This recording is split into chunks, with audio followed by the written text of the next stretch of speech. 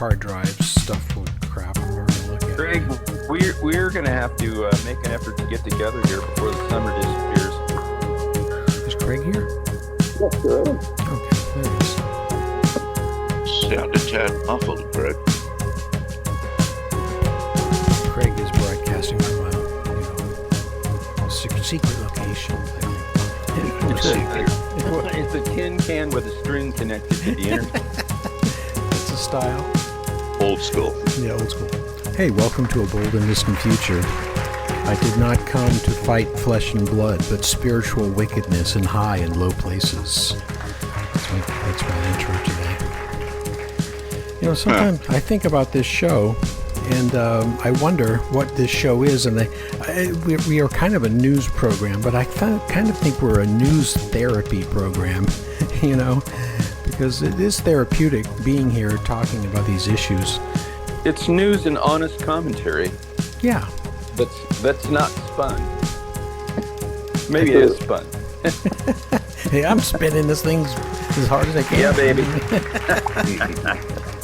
Anyway, there was so much again this week, and I always take comfort when I watch Heather Cox Richardson, and she says there's just too much news to digest and talk about and think about. It's just like, you know, the waterfall. I'm with you. And so then I feel like, oh my God, if she's overwhelmed. That piece she did last week on, I think it was entitled, "Is This Fascism?" That was an amazing piece. I think I put it up on our place. Well, there were protests this last week, but I would say they were thin, on the thin side. I mean, here's a picture from Chicago. Hundreds march, you know, to Trump Tower to prove a vigil for the two men killed by ICE. Hundreds? We should have had thousands. What's up with the butterflies? I don't know the significance of the butterfly. I mean, it's not just on the sign, but people are like holding up butterfly signs. Is that Let's right? see, I saw this at the last No Kings. There was something about, oh God, the only orange I want to see is on monarchs, or the only orange monarch I want to see is flying, something like that. Okay, that's cute.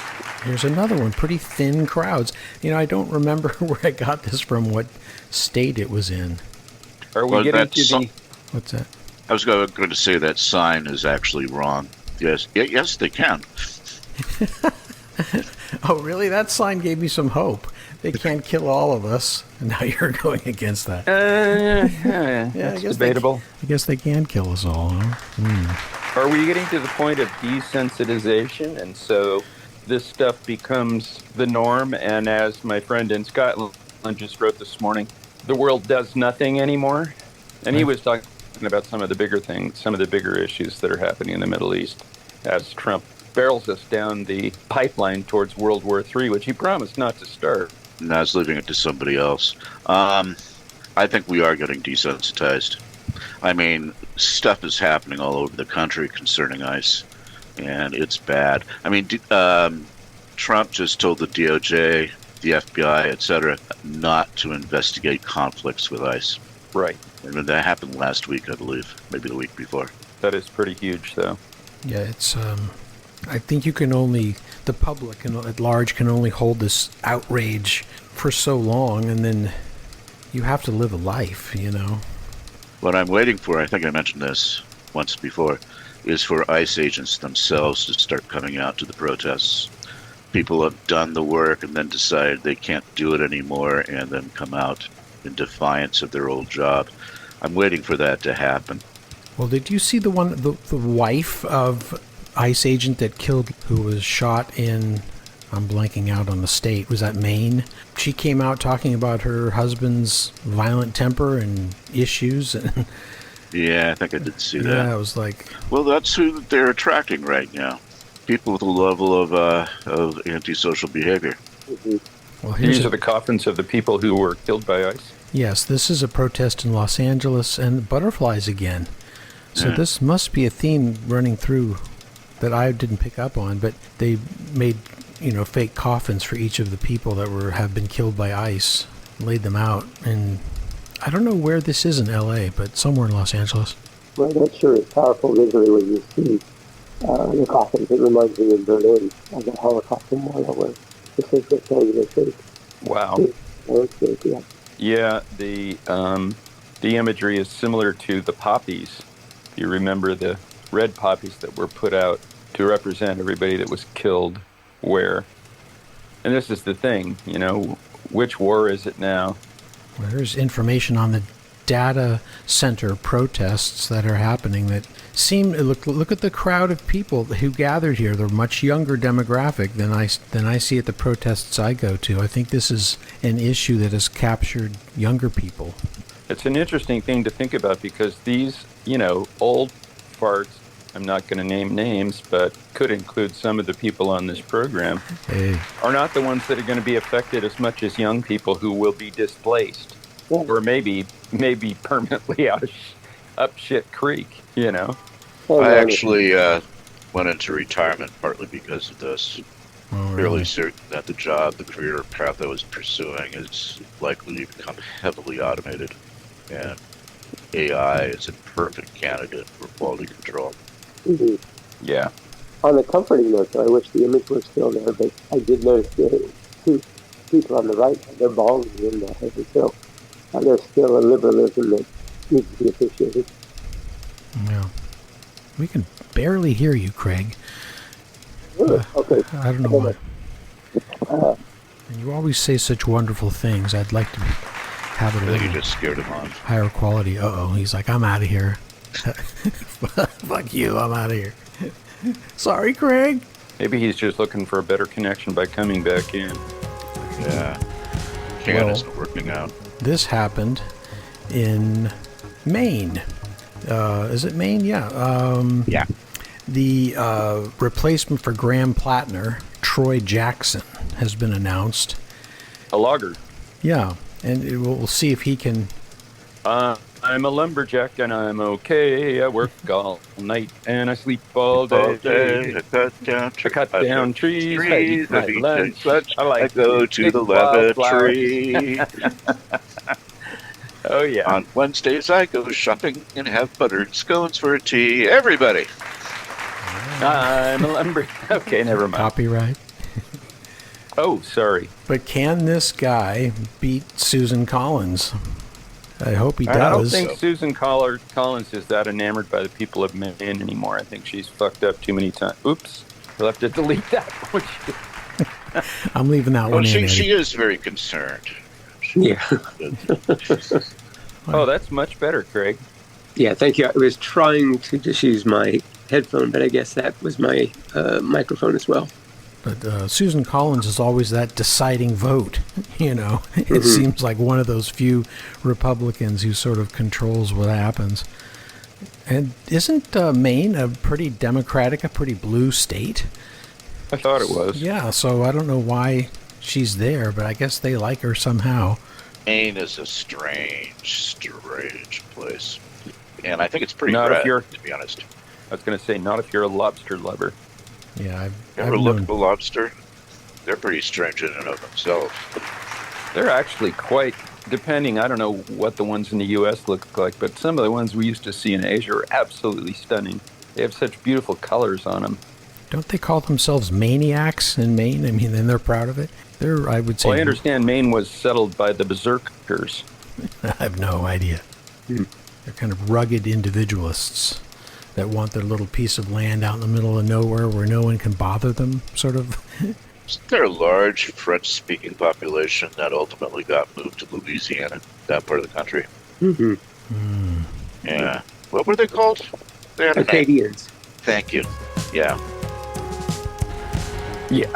Well, another photograph has come out of Mitch McConnell and his wife in his hospital room. And people are saying he's reversing in age. He looks younger and healthier in every shot. We all know Considering how this is many- a card. Go ahead. Go ahead. I was just going to say, it's amazing how many photographs are coming out of this room. It's like they have a little studio there with lighting and everything.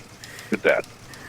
We do know this is a cardboard cutout, and she folds it up at the end and walks Mhm. away. Yeah, that's a great meme. I might insert that at some point. I just saw it yesterday.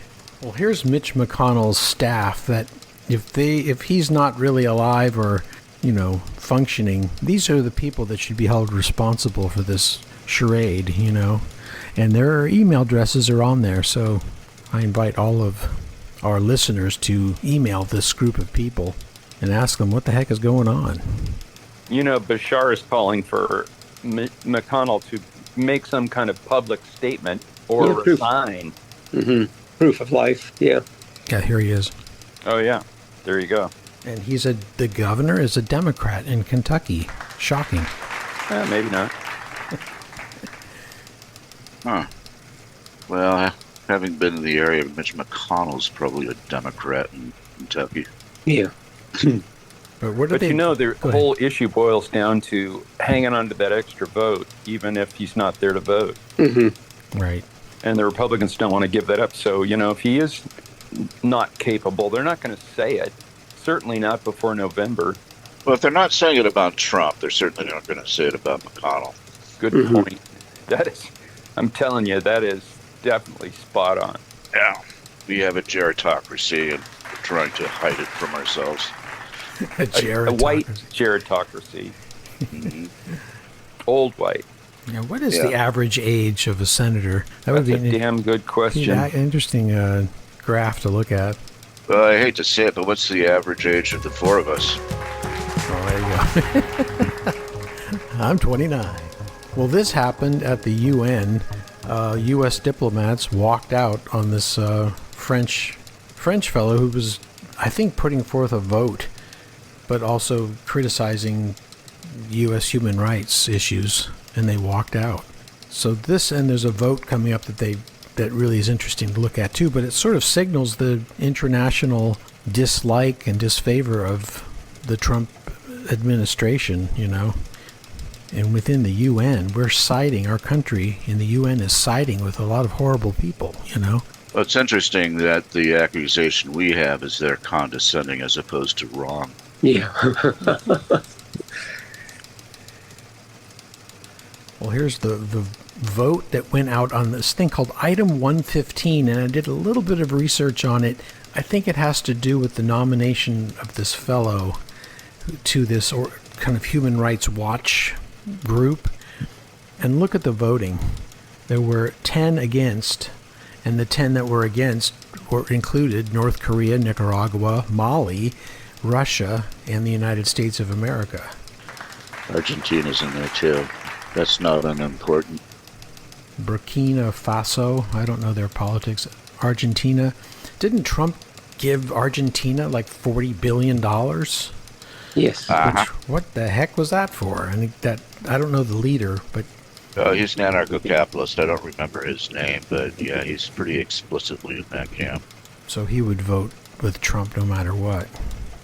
Yep, Trump is inspiring a lot of really fairly nasty people in a lot of places, Argentina just being one of several. So we need music for this, right? I'm just thinking about what you said a moment ago, Scooter, about the anarcho-capitalists and our part in that continuing saga. How do you mean? I mean, we're all addicted to our lifestyles. You know, we're not. What are we willing to change to bring that thing down? Is it possible? Would we be able to get a movement large enough to bring that thing down? Well, I'd refer you to Roy's opening scripture reading. We fight not against flesh and blood, but against spiritual wickedness. Spiritual powers. Well, it's actually powers and principalities in high places. Yeah, and that's brings it. It kind of brings me back to what are the moral imperatives that we live by, and do we really live by them, or are we just fooling ourselves? Yeah, good question. That's probably the most existential question. Next show.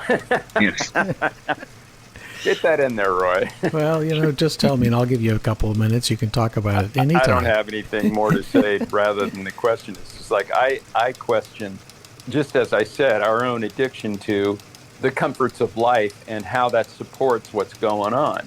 And that's not true everywhere in the world. I mean, obviously, there's a huge portion of the world that doesn't experience that, doesn't get to experience that. Yeah, I think I'm addicted to life. I don't know if I'm addicted to the comforts and the comforts. How many of us would give up our cars for public transit?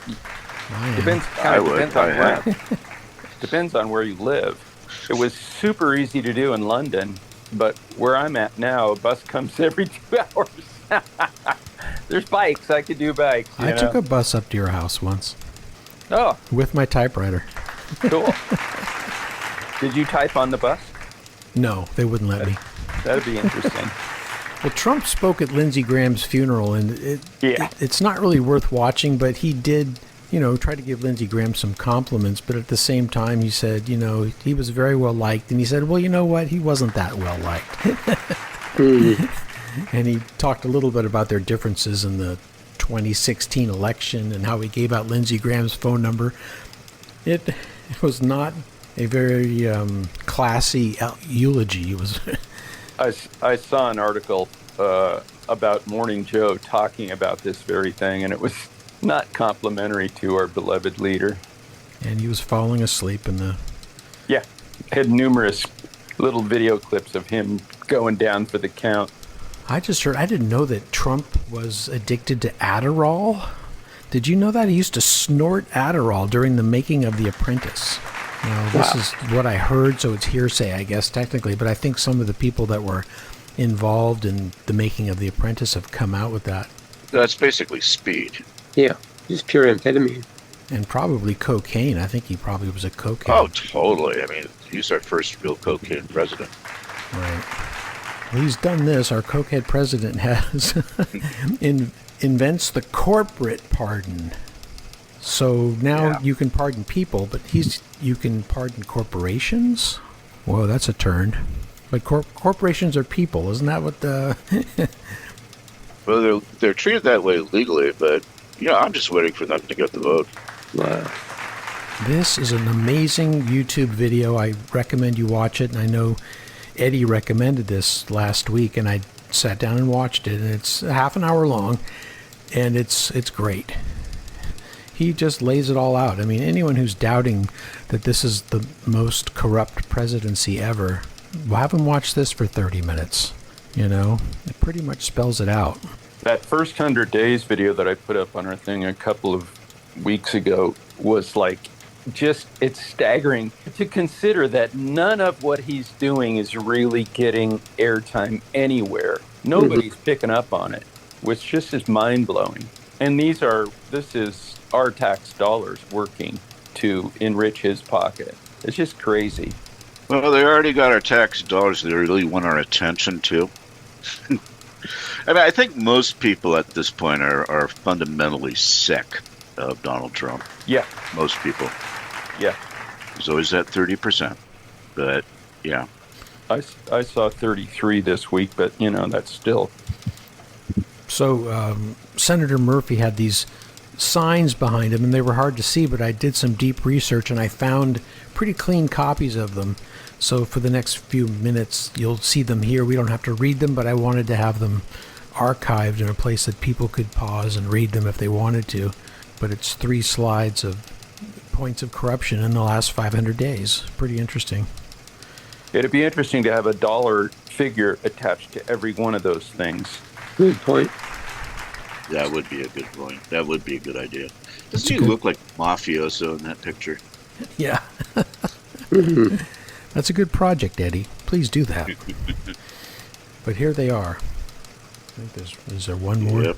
God, it's great to see it this way. Thanks for doing that extra research. Yeah. I mean, here's number point 30. Stephen Miller holds stock in a company that received $30 billion ICE contract. Yeah. That's a conflict.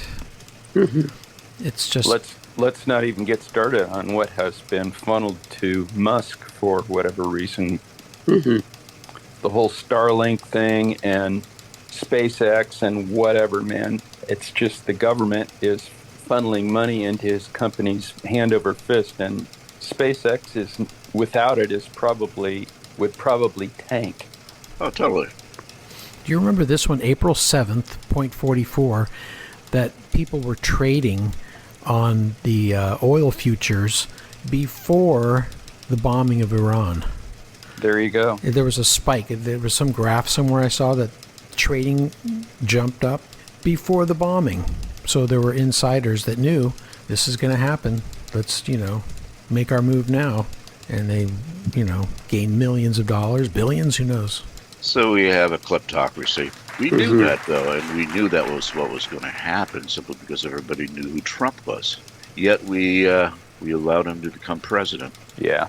Well, again, that thing that I posted a few weeks ago about him diminishing Bears Ears and Grand Staircase so that he can open it up for mining and whatever else. And we all know that that's one of the areas where uranium was mined. So that's what they're shooting for. And it's absolutely freaking tragic. And we should all be writing our senators and saying, absolutely do not let him do this. And of course, it's already under suit by Native American people and more. But yeah, it's our land. The fact that it's the second time he tried to do it, and last time it was overruled, and he's trying to do it again. Well, I'm sure that point is listed on this thing called the Trump Action Tracker, which is an interesting little website. I'm going to have to check this out. That just started, and this person, I think she's out of the UK, maybe an American living in the UK, breaks down each of his actions according to these different categories: undermining democracy, suppressing dissent,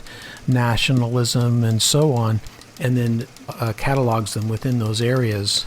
And she just started this, 2025, and she already has 3,000 actions. Like that first one, undermining democracy, violating democracy norms, or undermining rule of law, 991. That's the leading. That's worth note. That's the leading category of his actions. And suppressing dissent being number 2. I just look at that. I go, yeah.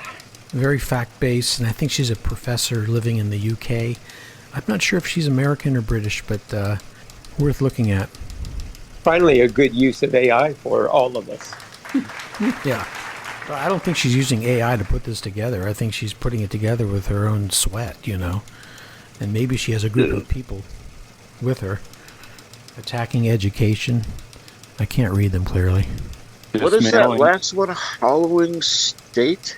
Yeah, hollowing state. I don't know what that means. Maybe it's state powers? Hollowing state or weakening federal institutions. So it's like getting rid, what Doge did, can't come in and, we're going to fire all these people. We're going to fire all those people. And it's just and then as Trump has been documented in doing, he's defunding states that didn't vote for him. It's absolutely obvious. And yet I don't understand why states don't just revolt and say, okay, well, our federal tax bill this year is going to my state instead of to you. Yeah, I don't know how they wargame this, but I imagine somebody in his office has already thought about that as a reaction and has a response. This is the problem. I think he's definitely trying to provoke the opposition, and in provoking the opposition, intends to decimate it.